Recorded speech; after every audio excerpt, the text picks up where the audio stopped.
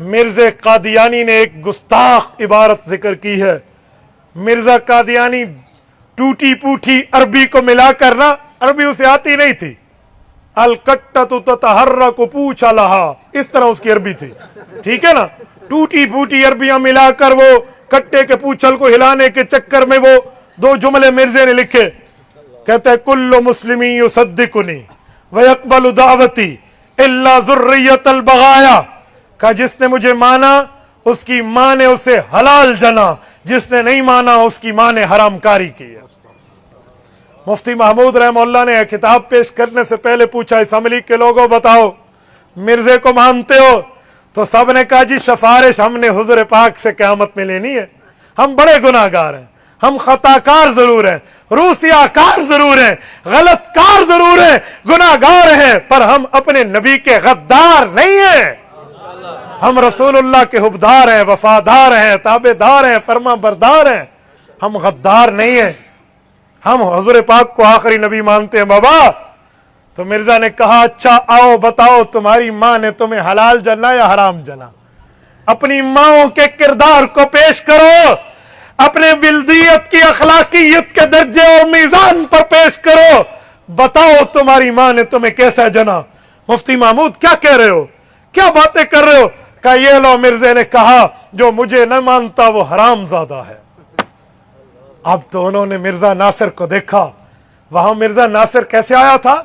Colour والی کے غیرت مند مسلمانوں، سفید پگڑی پہن کے آیا، سفید داڑھی کے ساتھ آیا، ہاتھ میں عصا لے کر آیا، قرآن کریم حمائل کی شکل میں یہاں لٹکا کے آیا، ہر بات پہ رک کے صلی اللہ علیہ وسلم کہتے آیا، کلمہ طیبہ کی پٹی لگا کر آیا، سفید جبے اور کبے اور کرتے میں آیا.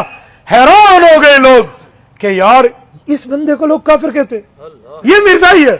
اور جب یہ حوالے مفتی صاحب نے پیش فرمائے کہ تیرا دادا کہتا ہے میری بیویاں امہات المؤمنین ہیں، نعوذ باللہ، میرے 4 بڑے خلفائے راشدین ہیں، میرے نواسے نعوذ باللہ حضرات حسنین ہیں، اور میرے 10 ماننے والے اشرا مبشرہ ہیں. جب یہ حوالے پیش ہوئے اور تمہارے مرزے نے گالیاں دی، رب کروڑوں رحمت نازل فرمائے. قائد تحریک مولانا غلام غوث ہزاروی رحمہ اللہ کیا کام کیا وہاں؟ معذر نامہ پیش کیا. معذر نامہ کسے کہتے ہیں؟ مرزے نے الف سے کتنی گالیاں دی، با سے کتنی دی، تا سے کتنی دی، تا سے کتنی دی، جیم سے کتنی دی، یا تک چلے گئے. حروف تہجی کیپٹل آف دا ورلڈ یہ دے کر کہا کہ مرزے نے اتنی گالیاں انہیں لفظوں سے اپنی کتابوں میں دی ہیں. نبی گالی والا ہوتا ہے؟ جب یہ پیش کیا نا تو وہ منکر ہونے لگا. اس نے کہا جی ہماری کتابوں میں خرد برد ہے، دست البغات ہے، کسی نے خود ڈالا ہے، یوں نہیں ہے. تاریخی چیلنج مفتی محمود رحمہ اللہ نے کیا. کیا اس شخص نے یہ کارنامہ کیا ہے؟ اللہ.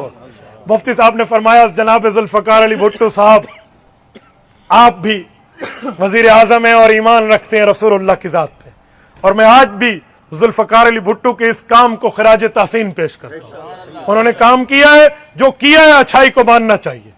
ہو سکتا ہے اس ختم نبوت کی چوکیداری کے صدقے رب نے مغفرت فرما دی ہو. بھائی اللہ اور نبوت کا معاملہ ہے، ہمیں درمیان میں پاؤں نہیں اٹکانا چاہیے. تو کہا ذوالفقار علی بھٹو صاحب مجھے یہاں پابند کر کے بٹھا دو اور ان مرزائیوں کو بٹھا دو، ہمیں یہاں سے باہر نہیں نکلنے دینا. اس وقت موبائل تو تھے نہیں کہ ہمارے قریب ٹیلی فون نہ آنے دینا. ابھی آپ وزیر اعلیٰ پنجاب کو فون کرو کہ وہ ڈی سی چنیوٹ سے بات کرے، اور ڈی سی چنیوٹ مرزائیوں کے ربوے میں جا کر ان کی بک ڈیپو سے، ان کے بک سیلر سے، ان کی کتابوں کی دکان سے یہ کتاب لائے. اور مرزائیوں سے کتاب لائی ہوئی، ان کی دکان سے منگوائی ہوئی کتاب میں حوالہ میں نے نہ دکھایا، محمود اپنی موت لکھ دے گا. لاؤ. وزیر اعلیٰ کو فون ہوا ہے، اس کا ہیلی کاپٹر گیا ہے، کتاب وہاں سے منگوائی گئی ہے، وہ ہیلی with in the 2 and 3 hours 2-3 گھنٹے میں اسلام آباد پہنچائی گئی ہے. اور مفتی محمود نے حوالہ کھول کے دکھایا ہے. اب مرزا قادیانی کی ذریت کے منہ میں جواب نہیں تھا، ٹھڈے مار کے کالا. وہ وقت اور یہ وقت آج تک قادیانیوں کو مسلمانوں نے نکیل ڈال کے رکھا.